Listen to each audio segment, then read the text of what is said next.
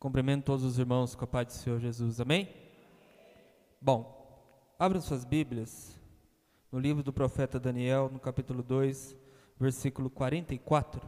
Livro do profeta Daniel, capítulo 2, versículo 44. Diz assim a palavra do Senhor: Mas, nos dias desses reis, o Deus do céu levantará um reino que não será jamais destruído, e este reino não passará a outro povo. Esmagará e consumirá todos esses reinos, mas ele mesmo reinará para sempre. Esmagará e consumirá todos esses reinos, mas ele mesmo reinará para sempre. Nós vamos iniciar hoje uma nova jornada de reflexões sobre um tema importante: o fim dos tempos. Eu acho que os irmãos em si já conhecem esse tema, já sabem das coisas que estão para acontecer, coisas que estão acontecendo, coisas que já aconteceram, que dizem respeito a esse tema importante. A verdade é que tudo que está à nossa volta será abalado. Já existe um dia, já está decretado, ainda antes da fundação do mundo, um dia específico pelo qual todas essas coisas se completarão. E o texto que eu li é um texto importante para nós falarmos a respeito disso, porque é uma das profecias que dão início a tudo. É uma das profecias que já antecipam esse grande abalo que o mundo passaria. No estudo dos temas relacionados ao fim, às vezes as pessoas ficam com certo medo. Eu acho que isso não vai acontecer, pelo menos com esse estudo que eu vou passar, porque esse estudo, ele tem um propósito de fortalecer a nossa esperança, a esperança que você já tem em Deus, a esperança das coisas que você já conhece, que foram te reveladas pela Bíblia, a esperança do ponto de vista de se esperar algo maravilhoso, maravilhoso que nos é revelado na palavra de Deus, que é o bendito aparecimento do nosso Senhor Salvador Jesus Cristo, e juntamente com Ele, o cumprimento de tudo o que Ele já nos tem predito pela Bíblia. Então, em dias como os nossos, que são dias de incerteza, dias difíceis, uma palavra de esperança, uma palavra que nos move para frente, nos move em meio às circunstâncias que nós estamos passando, é mais apropriada do que um temor, do que um medo. Até porque nós estamos num período da existência humana que o medo religioso já se foi. É muito difícil você encontrar pessoas que têm medo de Deus. Pelo contrário, por todos os lados nós vemos chacota com o nome de Deus, brincadeiras com o nome de Deus. Então Deus se tornou um nome popular e está relacionado a várias crendices, a várias questões tolas. Não se aprecia nem mesmo o nome e nem mesmo a pessoa de Deus como de fato Ele é.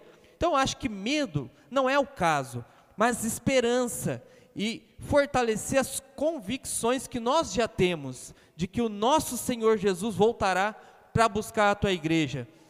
E mais do que isso, isso tende a nos trazer de volta a lembrança, ou fortalecer no nosso coração a lembrança, de que nós temos que permanecer fiéis a Cristo Jesus, se quisermos aquele dia estarmos juntamente com eles. Isso é importante. Em todo o tempo do nosso estudo, em todos os momentos, nós estaremos relembrando, porque relembrar estas coisas é fortalecer a esperança.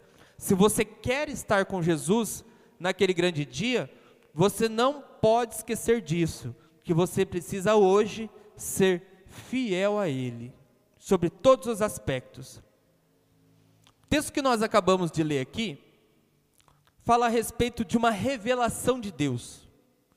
Uma revelação de Deus ao rei Nabucodonosor.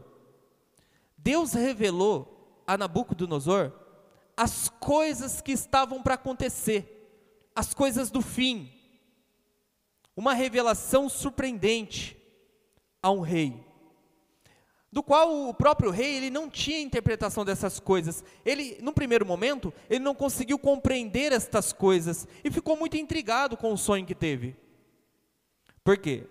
Ele via uma estátua diante dele e, por último, ele viu-se essa estátua ser despedaçada por uma pedra que se soltava da montanha e ia em direção da estátua. O profeta Daniel, ele começa a explicar que a composição dessa estátua, e aí você tem o texto mais amplo aí no livro de Daniel, a composição dela dizia respeito aos governos que passariam pela terra, aos reis que governariam por um espaço de tempo mundo. E, ao finalizar, essa pedra que se descolou da montanha e destruiu a estátua, era um último governo.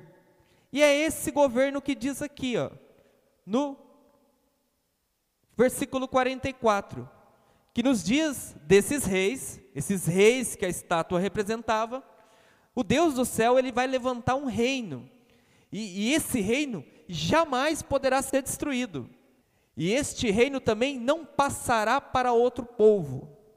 Ele esmiuçará ou esmagará e consumirá todos os reinos, e este reino reinará para sempre.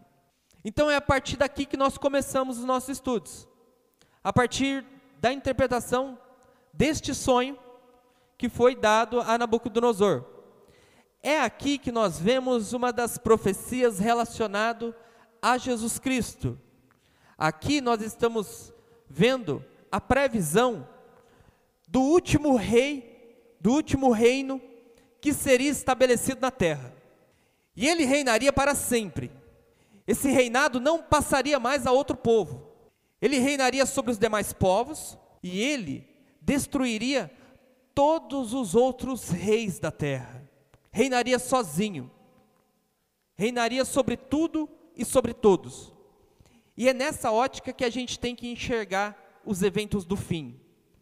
Tudo o que está para acontecer deve ser observado na ótica de que Deus está implantando o seu reino na terra. Deus está implantando o seu reino. Por um espaço de tempo, os reis reinaram sobre o mundo, mas agora, definitivamente, Deus estabeleceu o seu reinado, e nenhum outro rei mais pode governá-la. Nenhuma outra soberania possa se estabelecer, porque o governo de Deus, uma vez estabelecido, jamais poderá ser destruído. E ainda, ele, conforme o desenvolvimento do seu governo, irá acabar com todos os outros reinos, e irá estabelecer o seu, o chamado reino dos céus, ou reino de Deus. Pode passar. Escatologia é o estudo do fim. Todas as vezes que eu falar para vocês, o que é escatologia? Você sabe, escatos significa fim, e logia estudo. Então, a escatologia estuda o fim, as coisas do fim, mas propriamente os eventos relacionados ao final dos tempos. A escatologia, ela é melhor compreendida na ótica do reino de Deus. Seu reino, conforme profetizou Isaías, é um reinado soberano, que está entronizado nos céus, governará e exercerá autoridade suprema sobre tudo que existe ativamente. Deus já estabeleceu o seu reino na terra. E aí você olha para o seu redor e você vê a situação que o mundo está. E aí você pergunta, mas como Deus está governando o mundo dessa forma? Acredite, mesmo com a existência do pecado, Deus está governando toda a história. E o estudo da escatologia, ele nos apresenta um pouco mais os eventos relacionados ao fim, para mostrar que tudo isso está se desenvolvendo exatamente como Deus já tinha determinado. Todos os eventos que estão acontecendo na terra estavam já sob a previsão de Deus, estão sob a supervisão de Deus. As coisas estão acontecendo e você pensa, onde está Deus? Deus está exercendo o seu governo em meio a tudo isso. A história está sendo conduzida exatamente como Deus quer. E tudo o que acontece, Deus está contemplando. As coisas não vão se perder. Lá no final, nós, no sentido de humanidade, nós temos um encontro marcado com Deus. Nós estamos caminhando para o futuro, mas Deus já está lá no futuro, esperando a todos nós, para a salvação ou para a perdição. Deus está lá no futuro, esperando todos nós. Então, falar de escatologia, ou seja, falar do fim, em qualquer dos seus estágios, é falar do reino de Deus. Deus está estabelecendo o seu reino. Deus já estabeleceu o seu reino. E Deus consumará o seu reino. Vou falar de tudo isso. A Bíblia se refere ao reino de Deus como seu reinado eterno. Se nós pensarmos em reino de Deus, do ponto de vista do governo de Deus, Deus governa desde o princípio até o fim. Deus já está lá no princípio, Deus sempre governou, e Deus continuará governando e governará até o fim. E o fim não é o fim dos tempos, mas é o fim do ponto de vista eterno. Deus governa e controla as coisas eternamente. Nada fugiu do controle de Deus. Tudo está ainda dentro das suas mãos. E Ele já exerce a sua atividade. Em todos os lugares, Deus está interferindo nas coisas, movendo as coisas, direcionando as coisas, mexendo pessoas, colocando governos, tirando governos. Tudo está indo de acordo como Deus quer. Mesmo com todo o caos instaurado no mundo por causa do pecado, as coisas estão ainda sob controle de Deus. Então, nesse sentido, o reino de Deus que foi instaurado pela profecia de Daniel é um reino eterno. Deus sempre estará governando. Segundo, que como uma esfera na qual, o reino de Deus é como uma esfera na qual podemos entrar hoje e vivenciar das bênçãos do seu reinado. Esse reino que foi instaurado, ele, para nós, hoje, é possível de ser acessado. Esse processo que leva da instauração do reino de Deus até o seu final, até a sua plenitude, até ser completado, é chamado de reino presente. E esse reino, ele inicia-se quando Jesus Cristo vem ao mundo. Jesus Cristo, ele entrega a sua vida e já começa a vencer todos os oponentes do reino de Deus. Ele vence o pecado, ele vence a morte e ele vence o inferno. Todos os oponentes do reino de Deus começam a ser vencidos e o reino de Deus começa a ser estabelecido na terra. E nós podemos acessar esse reino. Nós podemos nos tornar súditos do reino de Deus por meio de Jesus Cristo. Através do arrependimento e da fé na pessoa de Jesus Cristo, nós podemos participar do seu reino. Terceiro ponto, e também ele faz referência que na volta de Jesus, no futuro, nós, os seus súditos, participaremos da plenitude do seu reino. O reino de Cristo estará completo quando ele voltar, porque quando ele voltar, será desencadeado neste mundo uma série de eventos que levarão ao estado final do reino de Deus, aonde Deus tomará consigo seus súditos e castigará aqueles a quem ele considera seus inimigos. Estes que no período chamado hoje não entraram no seu reino, não passaram a ser seus súditos, não reconheceram sua realeza. Todos esses que não reconheceram seu senhorio, sua realeza, não se submeteram ao seu domínio, nesse grande dia, eles irão se encontrar com o Senhor. E quando ele levar o seu reino ao estado final, que ele completar o seu governo, então ele reinará com ele para sempre. Então, esses 3 estágios do reino de Deus, poderíamos chamar do passado, do presente e do futuro. No passado, Deus estabeleceu um reinado. No presente, ele, por meio de Cristo, coloca ou transfere seus súditos do governo das trevas para o seu governo da luz. E do presente, ele está preparando o seu reino e, juntamente com seus súditos, reinará para sempre. Então, a partir da ótica do reino de Deus, é que nós vamos caminhar. E aí, o que nós vamos falar ao longo do nosso estudo? Eu quero fazer uma introdução hoje. Depois, nós vamos falar da escatologia individual. Eu quero falar da morte e do estado intermediário. O que acontece com a pessoa depois que ela morre? Você sabe? Ela está acordada? Ela dorme? Ela descansa? Para onde ela vai? Ela já está no céu?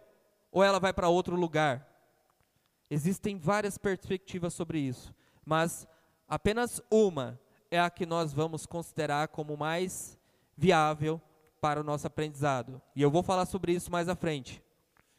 A segunda volta de Cristo, como acontecerá? Haverá um arrebatamento? Haverá uma ressurreição dos mortos? Haverá um juízo final? E o que vai ser julgado? Haverá um milênio? 1000 anos de governo? Ou já houve um milênio? Haverá uma grande tribulação? A igreja vai subir antes da grande tribulação ou a igreja vai passar pela grande tribulação? E, por último, o estado final: céu e inferno. 2 destinos, 2 lugares, 2 condições. Há diversas concepções sobre o estudo da escatologia, irmãos. E a primeira, as pessoas às vezes tratam esse estudo da seguinte maneira, ó. Alguns acreditam que ele é o acréscimo ou é a conclusão de alguma doutrina. Por exemplo, a parte final da doutrina da salvação. Pouco se fala com clareza ou se trata esse tema como um tema único.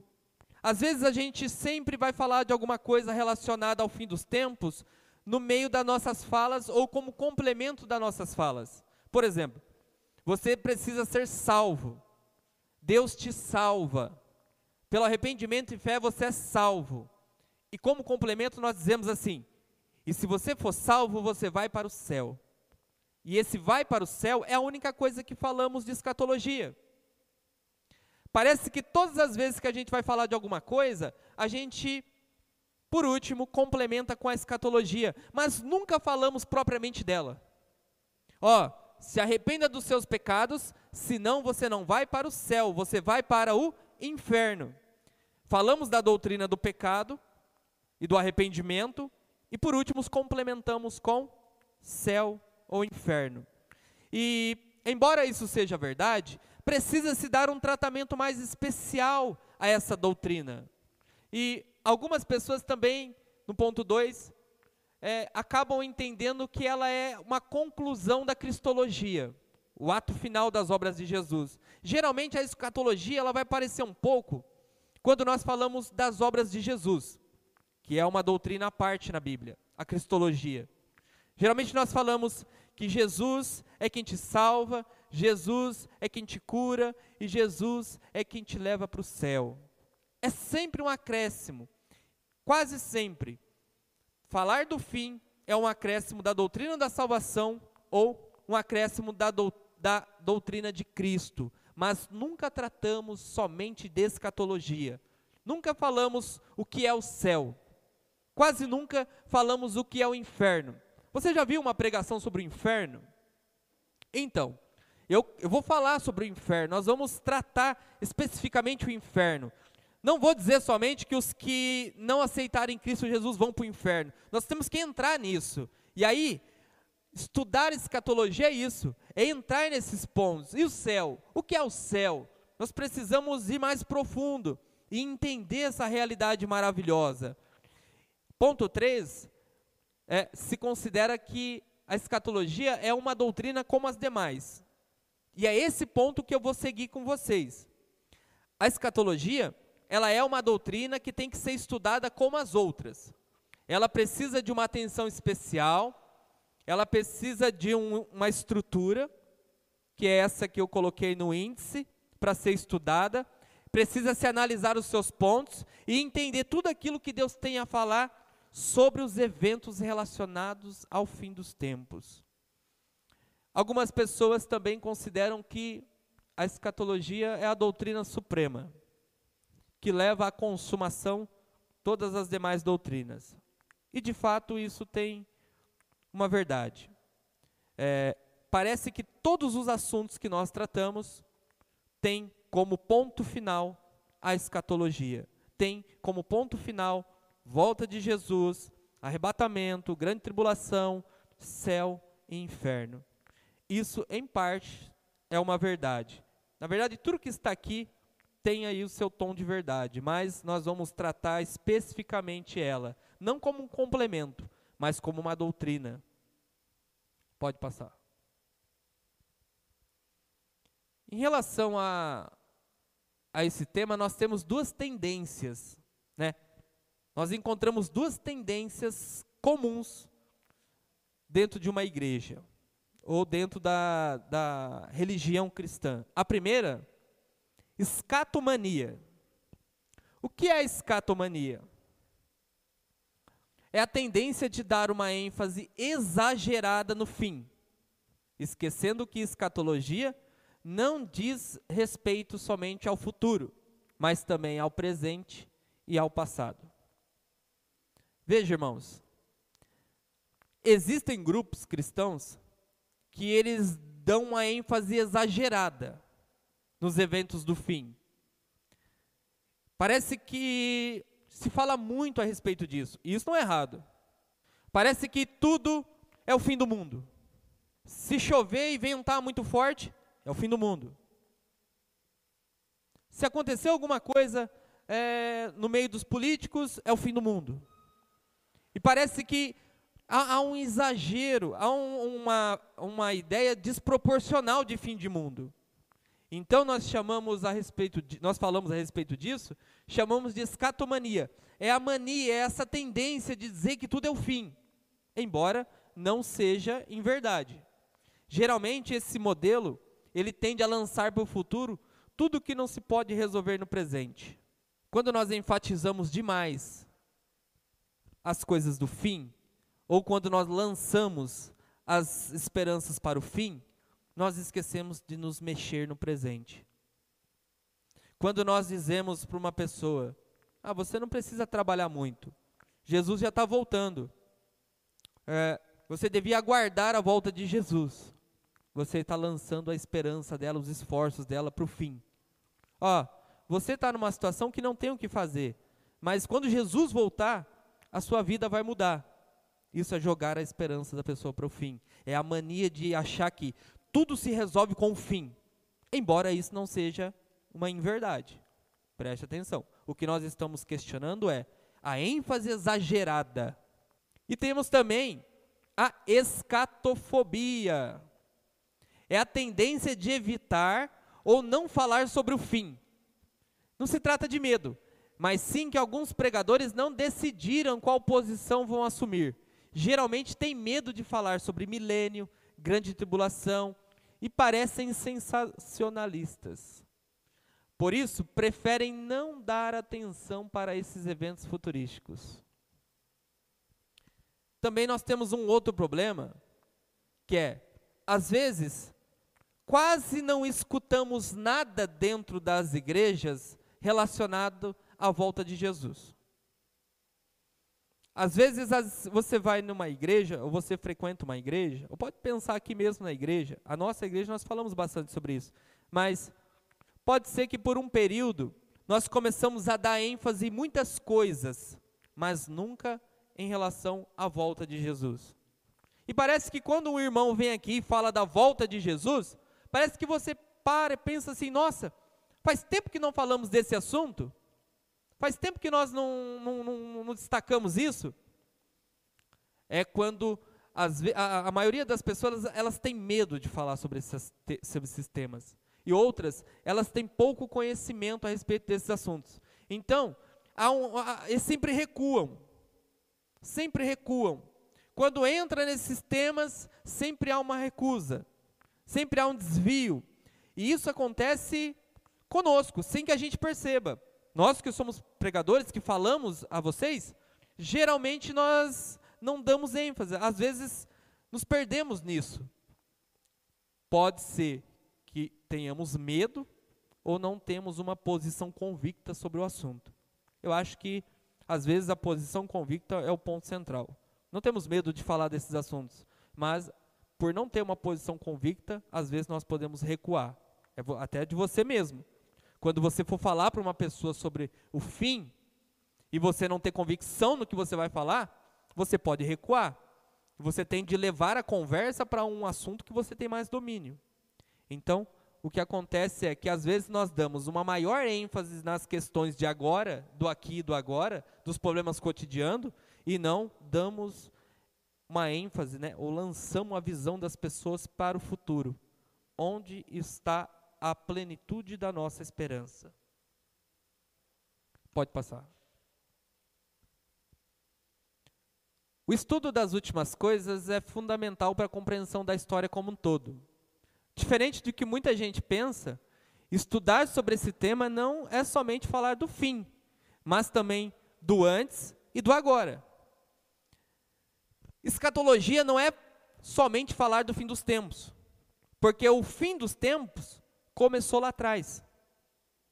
Nós temos desde a profecia de Daniel, a descida do Espírito Santo, quando o apóstolo Pedro, ele comenta, ele cita a profecia de Joel, que nos últimos dias Deus derramaria do seu Espírito sobre toda carne. Ou seja, desde o período do derramamento do Espírito Santo, iniciou-se o período que nós chamamos de últimos dias, ou últimos tempos. Então os últimos dias não começou agora, não está no futuro. Os últimos dias começou lá atrás. E a partir dos últimos dias, começaram a acontecer as coisas que Jesus já nos tinha antecipado, que eu vou falar um pouco mais à frente. Então, falar de escatologia é falar do passado, do presente e do futuro. Período da história que mais se tem dado atenção a esse tema, século 19, 20 e 21. Se você for um estudante da literatura cristã, dos escritores cristãos ao longo da história, escatologia, do ponto de vista de fim do mundo, era muito pouco discutido. Todo o período da história do cristianismo, o maior assunto que foi discutido foi a pessoa de Jesus Cristo. Antes disso, nós temos o estudo dos sacramentos, Santa Ceia e Batismo, que também foi alvo de discussão em todo o período da história da igreja, mas muito pouco, ou quase nada, em relação a esses temas, se falou da volta de Cristo. Esse interesse, ou essa necessidade, ela é recente. Século XIX, século XX e século XXI em que estamos. Nunca se falou tanto de fim de mundo, do fim do mundo, como agora. Nunca houve tanto interesse no fim do mundo como está havendo agora. E por que isso está acontecendo? Porque as pessoas estão preocupadas com o fim do mundo. Porque as pessoas estão começando a pensar que o mundo pode vir a acabar. Alguns fatores vão explicar para a gente o porquê esse foco em escatologia. Você, do teu ponto de vista, por que será que do século XIX para cá as pessoas começaram a pensar tanto na volta de Cristo? como nunca, como não tinha se ao longo da história discutido. Porque as pessoas começaram a produzir mais livros, mais pregações, começaram a se dar mais ênfase nesse assunto. Por que você acha? Qual é a tua opinião? Por que do século XIX para cá houve um desespero, uma fomentação tão grande? Eu vou tentar apresentar para você alguns pontos. E esses pontos, eles representam o que nós podemos chamar de um quadro apocalíptico. Eu não sei se você sabe, mas em todo o mundo existem quadros apocalípticos. Cientistas estudam situações prováveis ou quadros prováveis em que, se o mundo vir a acabar, como isso vai acontecer. Então, existem pesquisas prontas, quadros prontos, ideias prontas do que pode levar à extinção da raça humana. E isso também é escatologia. Embora a nossa visão escatológica, como eu já apresentei, o que está acontecendo no mundo e o que vai acontecer é a implantação do governo de Deus. Deus está instaurando o seu governo. Todo o mundo, né, o governo do pecado e das trevas nesse mundo está lutando contra esse reinado de Deus que está sendo instaurado. Mas, como dizia já a profecia, ninguém pode vencê-lo. Ele vai exterminar todos os reis da terra. Então, mesmo nós estamos aqui diante de algumas evidências do porquê as pessoas estão pensando no fim do mundo, nós já temos a revelação. Tudo acabará, né, em um grande encontro com Cristo.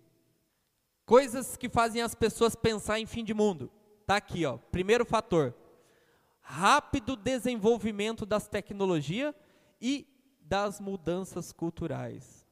As agências mundiais precisam prever o futuro, para se preparar para enfrentar as suas consequências. Daí surgiu o chamado futurismo.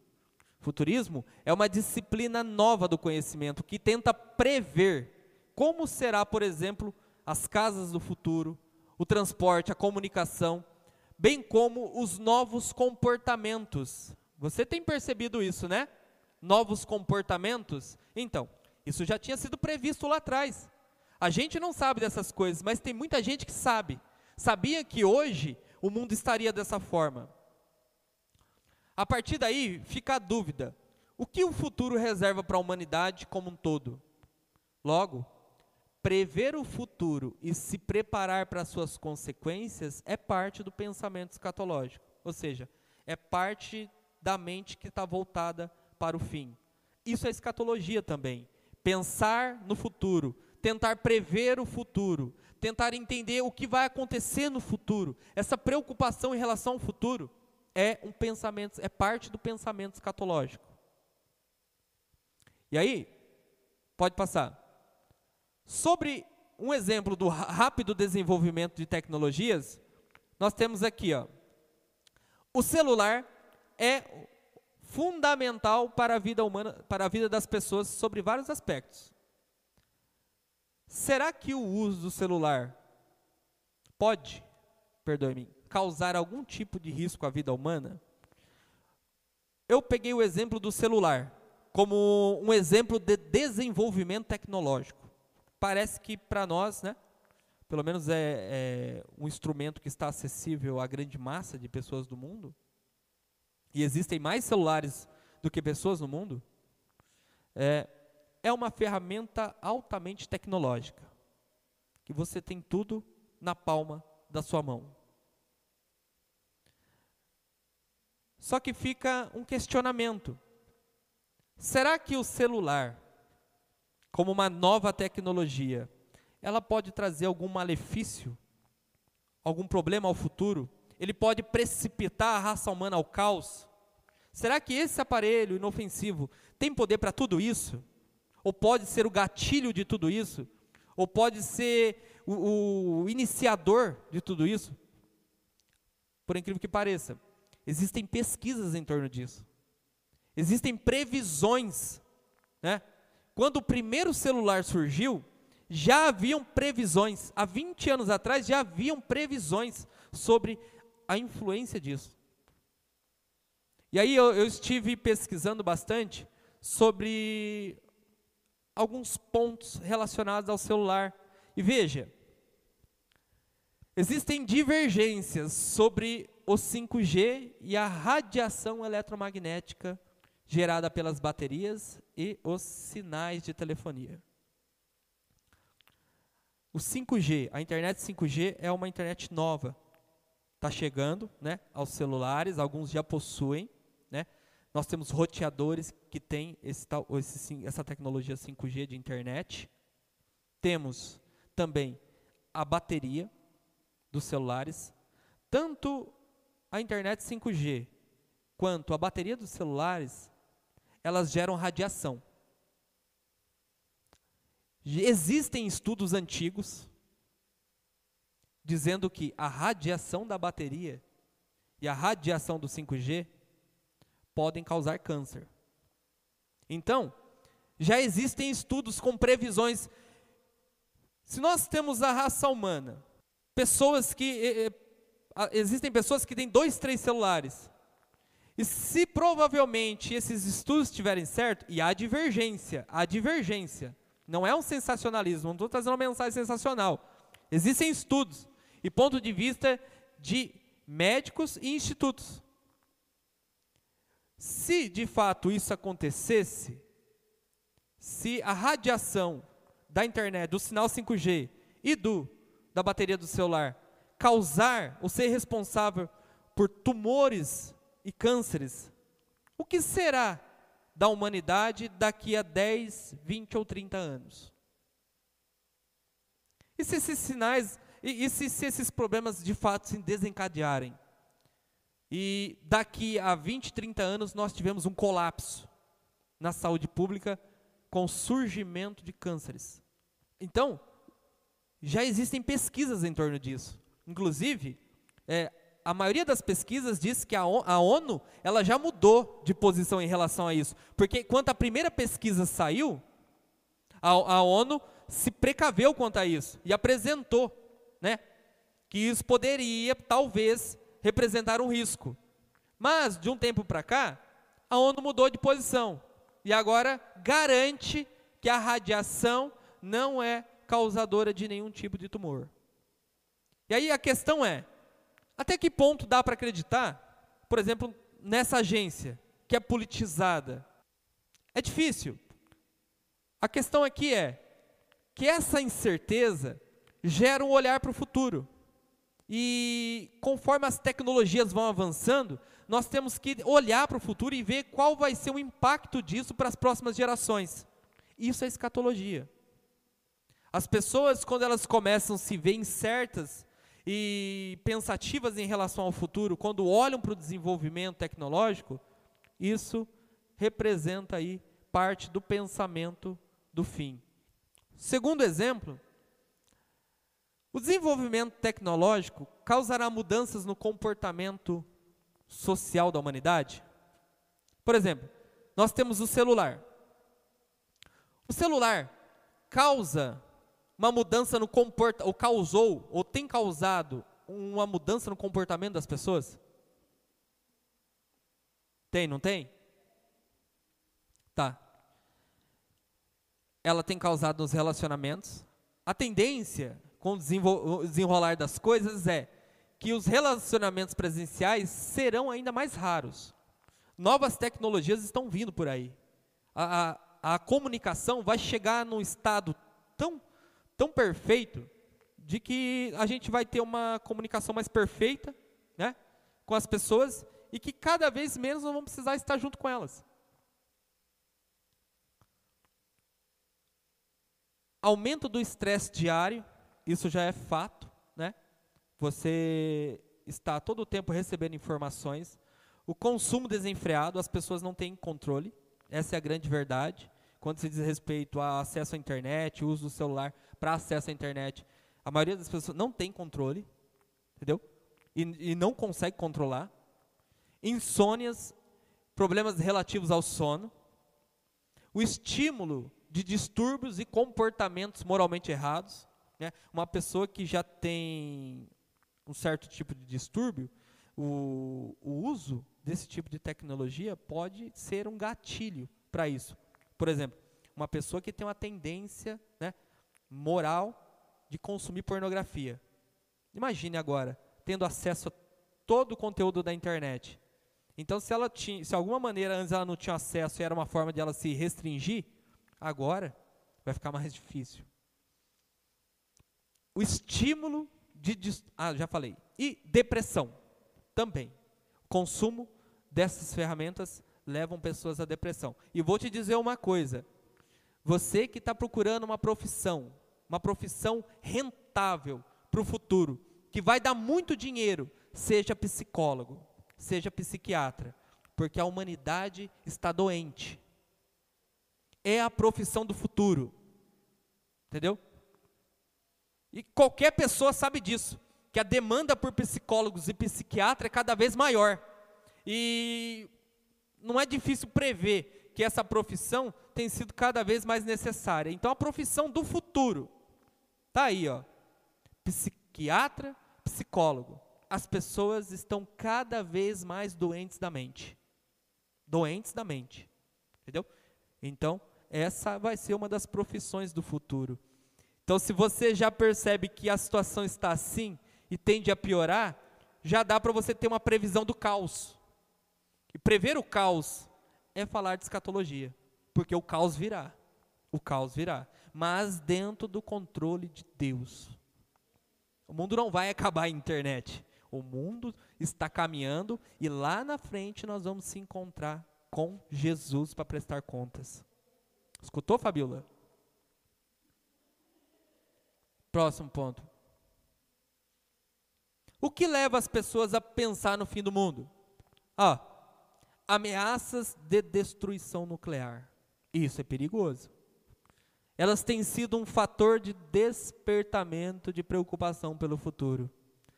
A corrida do armamentismo nuclear e os constantes desentendimentos entre os presidentes dos países que detêm essa tecnologia têm colocado o mundo em constante alerta para uma extinção em massa da espécie humana. Aqui está um problema dos nossos tempos. E isso aqui desperta muitas pessoas a pensar no fim. A possibilidade de guerras.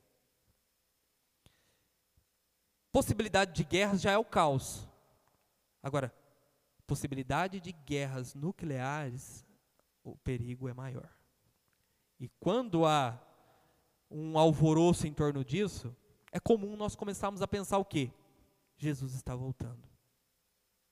Isso está acontecendo porque Jesus está voltando.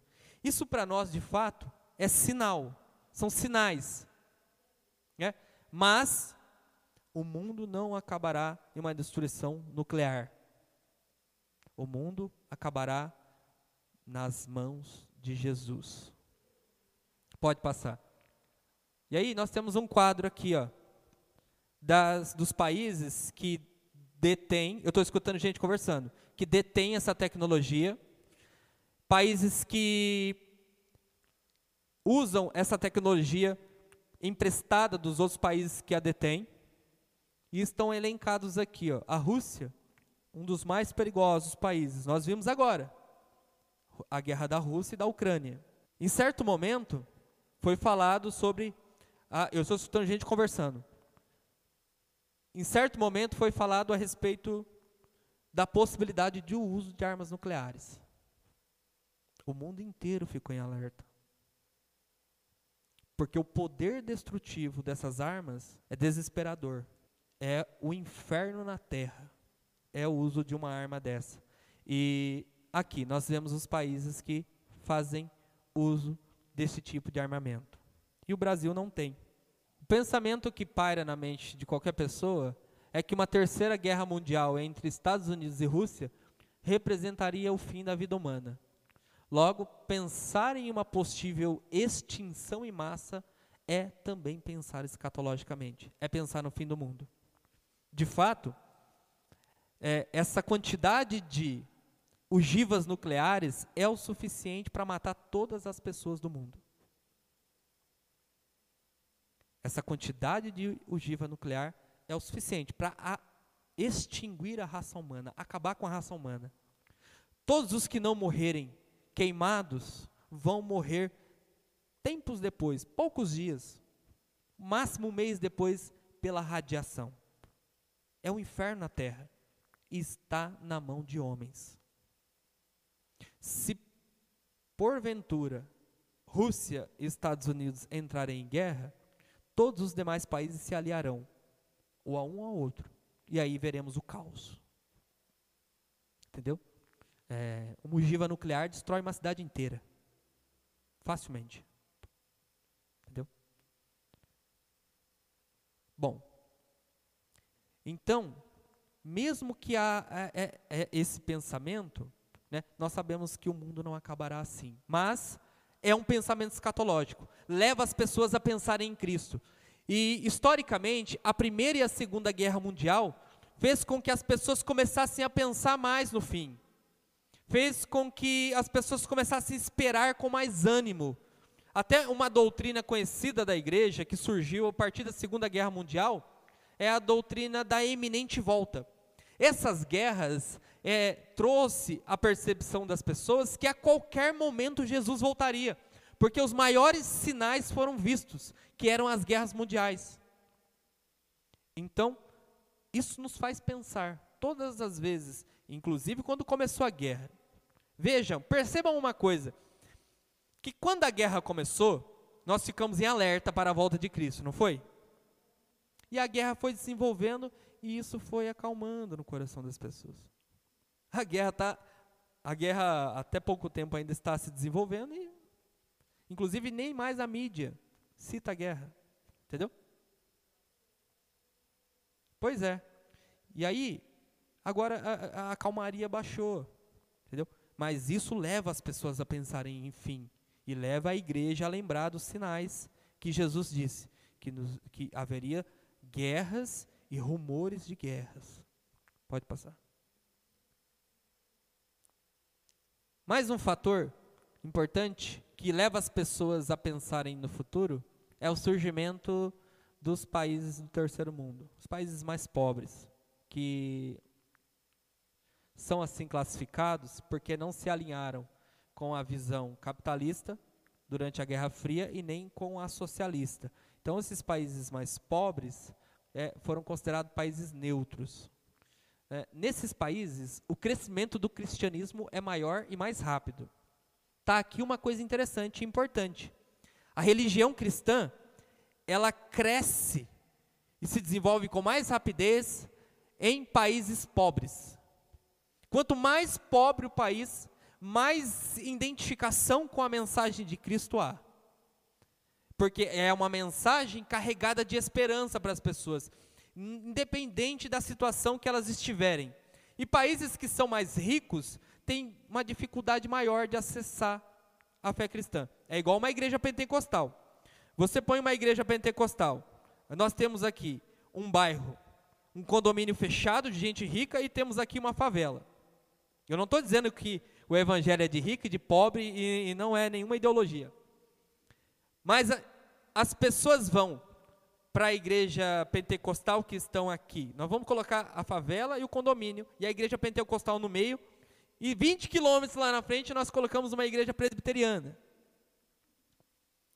Para onde vão os pobres? Para onde vão os ricos? Uma parte pode ir no pentecostal, mas a maioria vai para a presbiteriana. Até quem for pentecostal de rico, que isso aí não tem nada a ver com posição. Mas a questão é que nos países pobres, como é o Brasil, o cristianismo tende a se desenvolver mais rápido. Como também tudo que é religião. Meu Deus. Veja, à medida que a instabilidade social e econômica presente faz com que as pessoas lancem expectativas para o futuro. O cristianismo ele é mais forte nas regiões pobres, justamente porque as pessoas não têm esperança. E elas olham na fé cristã uma mensagem para o futuro, uma esperança para o futuro. E elas têm onde se agarrar. Elas resistem mais, por exemplo, aos problemas. Eu estou tendo falta de alimento, mas virá o dia que isso não mais será um problema. Essa é uma mensagem, por exemplo, que em países ricos não tem sentido.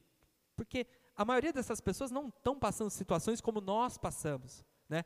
A gente tem que trabalhar todo dia, e se a gente não trabalhar, por exemplo, uma semana, as coisas se desandam, né? As finanças, e logo nós olhamos para a esperança, entendeu? Buscando um refúgio. É assim que as coisas acontecem. Então, esses países mais pobres estão sempre olhando para o futuro, porque o presente é ruim, o presente é sofrido, o presente é doído. Então sempre você está procurando esperança lá na frente. Vai passar, esse problema vai passar. E quando Jesus voltar, esse problema não vai mais existir. Esse é o pensamento que permeia países inteiros. Entende? Qual você acha que é a mensagem predominante àquela família que está morando lá no sertão, que a água é racionada até para banho, e nós temos água para lavar o carro, água limpa para lavar o carro.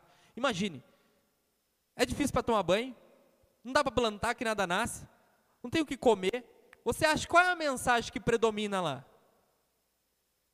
A esperança que Deus vai trazer um futuro melhor. Então as pessoas elas estão sempre olhando para frente, esperando. A esperança é em Cristo. Por quê? Porque o presente é desgraçoso, não tem nada para oferecer, mas o futuro sim. Isso é escatologia também.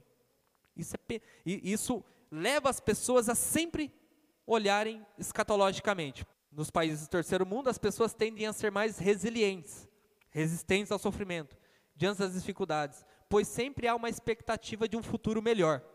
Logo, pensar em um futuro melhor corresponde a uma concepção de realidade escatológica, foi o que eu disse.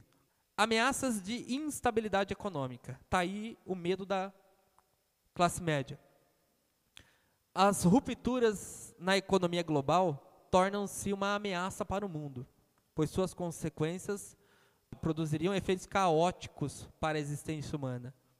Essa instabilidade e a preocupação com as incertezas do futuro caracterizam parte do pensamento escatológico. Irmãos, um ponto forte no Brasil que faz as pessoas pensarem em fim do mundo: falta de dinheiro. Você quer ver a pessoa começar a olhar para a voz de Cristo, se desesperar, ficar sem saber o que fazer? Ela ficar sem dinheiro. Parece que o caos está na frente dela. E veja, pode passar. Um exemplo claro dessas coisas está na dependência do homem das fontes de energia. Aí eu te pergunto, e se o petróleo acabasse amanhã? Se o petróleo do Brasil ou do mundo acabasse amanhã? Em menos de um mês, nós veríamos o caos e o fim do mundo. A destruição das massas. Para você ter energia elétrica, você precisa também de petróleo. Nós perderíamos toda a energia elétrica. Os caminhões precisam de petróleo, diesel, para poder se locomover. Nós teríamos problema de abastecimento. Os carros precisam de gasolina. Passariam por problemas de... Não daríamos conta de mudar as tecnologias. As máquinas que produzem alimento no campo, a diesel. Simplesmente acabar com o petróleo é acabar com o mundo, porque todas as nossas tecnologias, grande parte delas hoje, é movida ao petróleo. Nós vemos aqui, poucos tempos atrás, a greve dos caminhoneiros. O que nós pensamos? Jesus vai voltar essa semana, né? Sem gasolina. Os caminhoneiros estão parados. Os mercados começaram a falar que haveria desabastecimento. Então as pessoas correram aos supermercados desesperadas para comprar tudo que tinha pela frente, porque o caos viria, o fim do mundo viria, e quem tivesse mais comida viveria mais. Não foi? 3 dias depois as coisas se normalizaram. Era apenas uma greve, mas isso foi o suficiente para nos alarmar de tal maneira e dizer assim, ó, é o fim do mundo, vai acabar tudo. O fator econômico faz as pessoas levam as pessoas a pensar no fim. Instabilidade econômica, principalmente na classe média, leva as pessoas ao desespero. E Isso é parte do pensamento escatológico. Um outro ponto importante aqui, que eu destaquei, o que também tem levado as pessoas a pensarem no fim. Comunismo no mundo. O comunismo tem se apresentado nos países de terceiro mundo, tem se apresentado nos países mais pobres, como uma esperança para o futuro econômico. Filosoficamente, ele defende que a desigualdade social no mundo é geradora de todos os males. Ou seja, o comunismo defende que tudo o que está acontecendo de mal no mundo se dá por causa das desigualdades sociais e econômicas. E o que ele prega? O que a filosofia defende? Defende que por meio de revoluções pode-se alcançar a igualdade social e produzir a paz no mundo. Não é lindo essa mensagem? O problema do mundo são as desigualdades. Nós fazemos revoluções, tornamos as pessoas iguais e a paz haverá. Essa é o pensamento filosófico do comunismo. Veja, quando o comunismo defende revoluções, o que está sendo dito? Qual é a mensagem? Desconstrução da religião, até que o fundador do pensamento comunista, ele era ateu. Então, para ele, o que se prega é a irreligião, a antirreligião. A religião é um atraso, a religião é um anestésico que anestesia as pessoas e não deixa o mundo progredir. Ele defende aí a mudança ou a desconstrução, o abandono dos padrões da sociedade. Então, todos os padrões que a sociedade construiu ao longo da história, ele defende que tem que ser destruído. Por exemplo, o